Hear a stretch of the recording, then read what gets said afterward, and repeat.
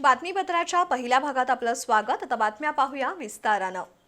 गेल्या काही दिवसांपासून सकाळी ऊन आणि दुपारनंतर पाऊस असं दुहेरी हवामान अनुभवायला मिळतंय।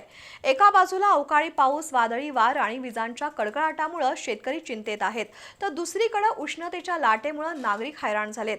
या पार्श्वभूमीवर वातावरणात तयार झालेल्या कमी दाबाच्या पट्ट्यामुळे हवामानात बदल होतोय।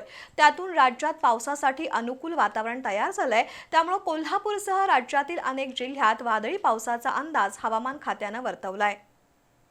दक्षिण भारतातील केमोरिन परिसरात निर्माण झालेली चक्राकार वाऱ्यांची स्थिती आणि नैऋत्य मध्य प्रदेशापर्यंत पसरलेला कमी दाबाचा पट्टा यामुळे राज्यात हवामानात मोठे बदल होत आहेत। परिणामी विदर्भ, मराठवाडा आणि मध्य महाराष्ट्रात पावसासाठी अनुकूल वातावरण तयार झालंय। सध्या महाराष्ट्रासह कोकण किनारपट्टी भागात उष्ण आणि दमट हवामानामुळे नागरिक त्रस्त झालेत।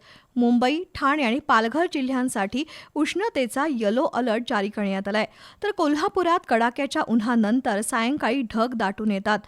मात्र अवकाळी पाऊस पडत नाही किंवा तुरळक ठिकाणी पाऊस पडतोय अशी स्थिती आहे। दुसरीकडे रायगड, रत्नागिरी आणि सिंधुदुर्ग जिल्ह्यात उष्णतेची लाट कायम आहे। हवेत वाढलेल्या आर्द्रतेमुळे उकाडा असह्य होतोय। या पार्श्वभूमीवर आता हवामानात बदल होत असून राज्यात पुढील दिवस वादळी पावसाचे असतील असा अंदाज हवामान खात्याने वर्तवला। विदर्भ आणि मराठवाड्यात येणारे 4 दिवस येलो अलर्ट देण्यात आला असून वादळी वाऱ्यासह पावसाचा अंदाज आहे, तर मध्य महाराष्ट्रामधील कोल्हापूर, सातारा, सांगली आणि सोलापूर जिल्ह्यांमध्ये वादळी पावसाची शक्यता आहे। तसंच पुणे, अहमदनगर आणि नाशिक भागात हलक्या पावसाच्या सरी कोसळू शकतात।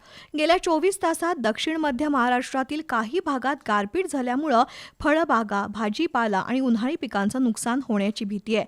अचानक बदलणाऱ्या हवामानामुळे शेतकरी चिंतेत असून पिकांचं संरक्षण करण्याचं आवाहन कृषी विभागाकडून करण्यात आलंय।